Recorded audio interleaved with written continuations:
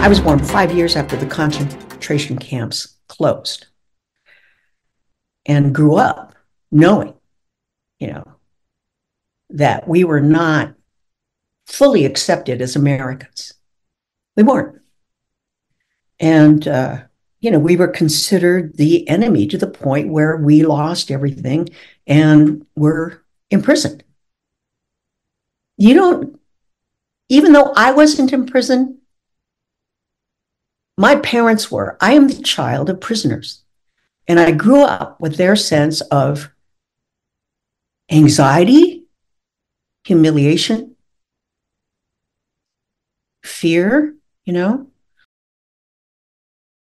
The very first Asian American woman got a job in Seattle at Como. And her name was Barbara Tanabe. And every time she would come on, we would all go, my dad would go, everybody come in the front room, Barbara's on TV. And we would all be like this, And then she was a really, really good human being. And a friend of mine in the Asian community said, I know her, and I bet she'd let you come down and watch her for a day. And, like I said, I had thought at one point I wanted to be a lawyer. I had student taught for a year. I mean, I changed my major like 5 times in college and, had been batting around.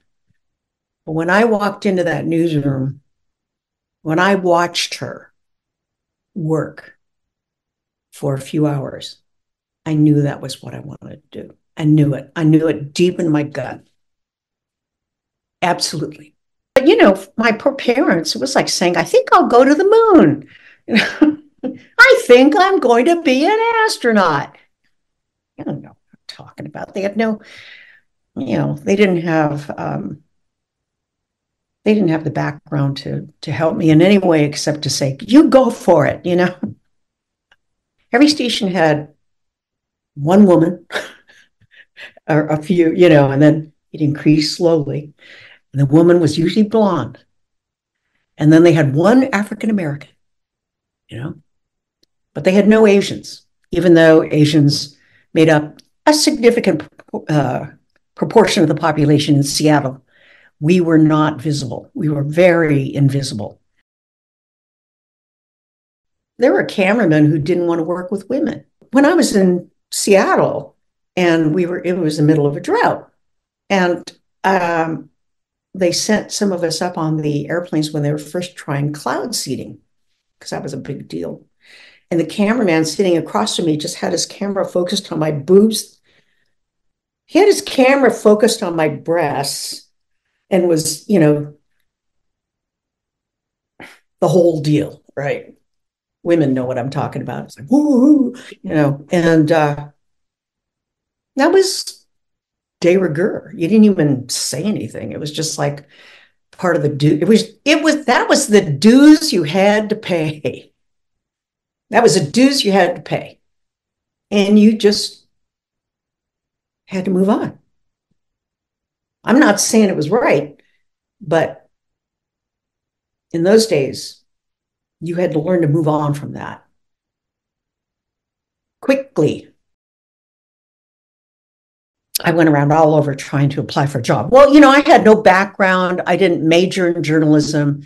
I was just coming out of nowhere. I had a degree in political science, no journalism background.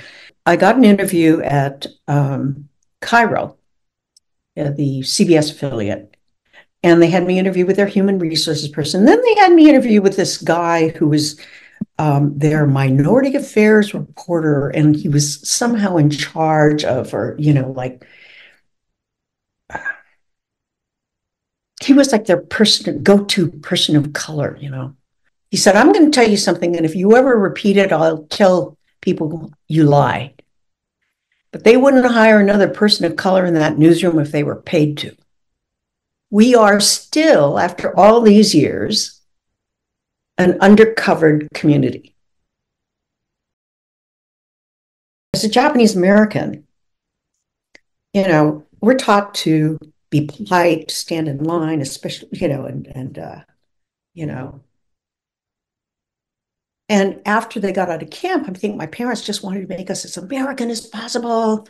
And, don't rock the boat and just. So the training I had to undergo in a newsroom was really something. Because, for example, when, you had to have your script okayed by a manager.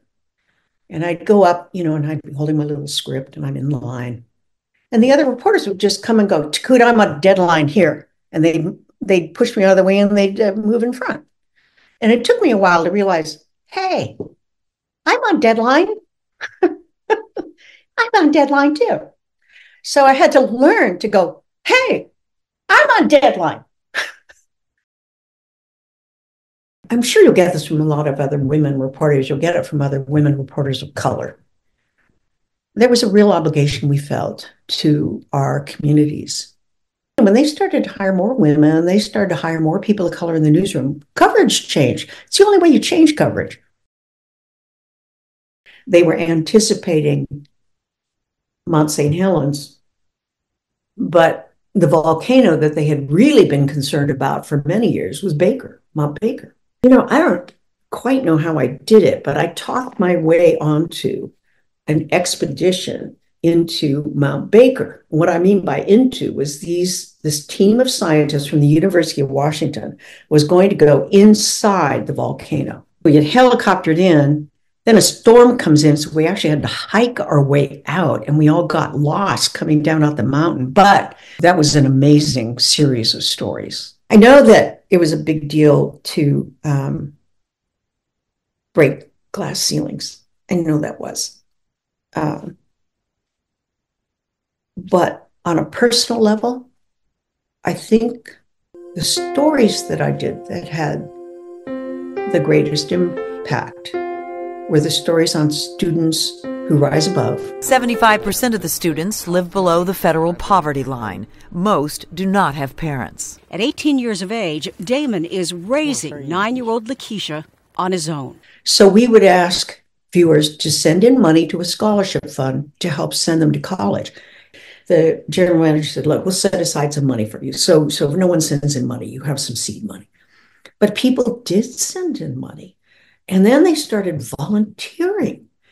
I mean, it was extraordinary, right? This is a series of news stories. This never happens. Or it's not that it never happens, but it's pretty rare. Wendy and Javier Valencia started a scholarship fund and asked viewers to help send the kids to college. The program won a Peabody, a National Emmy, the NAB Public Service Award. And eventually that effort develops into a nonprofit. 12 years later, its staff has raised more than $9 million to help send these kids to college. It developed into a nonprofit that still exists today, sending low-income teenagers to college. And that ended up, I think, probably being the most important work that I did. The stories on the internment that I did were life-changing. And I always felt in the beginning, like every time I did one of those stories, I go, okay, this is really important that I do this well. Because of my family history, my parents met in Minidoka. And I was born 5 years after my mom walked out of camp. I felt a real obligation to my parents, and I felt an obligation to my community to do those stories well, to tell those stories well. So I did a number of different stories on that over the years, One of them was when they opened the exhibit on the internment at the Smithsonian. I actually went back to Washington and I covered that. They opened that exhibit, and that was the most hate mail the Smithsonian had ever received.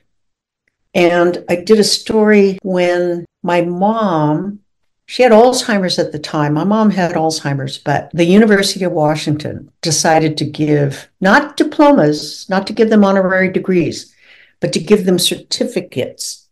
Those Japanese Americans who had to drop out of college when they were taken away. My mom was in her senior year of college. She was months away from graduating. when she was evacuated and incarcerated, imprisoned. And the University of Washington gave these certificates to Japanese Americans. And so my mom at the time had Alzheimer's, but I did a story with her talking about the incarceration, what it was like when my brother was born in Minidoka, and then showing her getting this certificate, which was, really moving. It meant a lot to me to do that story. It's one of the most important stories I did in my life. That's a story you do once in your lifetime. If you look at how social media is changing the election now in 2024, it's a sea change. It's a sea change from 4 years ago. People on social media don't have any obligation to adhere to journalistic standards. I really feel like the internet, the big social media companies should have an obligation to the truth. They're publishers. I know they don't agree with that, and they have laws right now protecting them. They're publishing. They're putting stuff out there, and they should be responsible for it. On a real personal level, it gave me a confidence in what I was doing. The Peabody was a big deal. I mean, I still remember the day. I still remember the phone call when, the assignment desk called me at early in the morning and told me, that we won a Peabody. That was a big deal. I just had a gut feeling that this was where I belonged. This was something I wanted to do. This was a job that felt perfect to me. And I love the electricity of that newsroom. And I'll tell you what I really love. I love learning new stuff every day.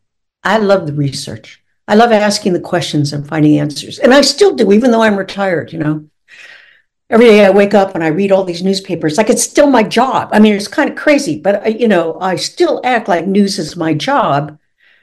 And I realize only in retirement how much I love that. I really love that.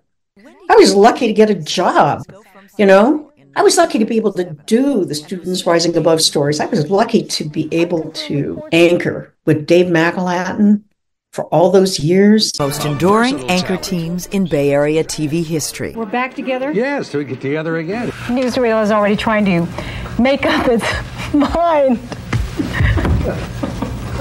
Oh my God, and that's a luck of the draw, to be assigned to co-anchor with somebody who you actually genuinely like, which is what made that anchor team work. It's what made it successful, was we genuinely enjoyed working with each other. We'd look at each other all the time and go, can you believe this is the coolest thing?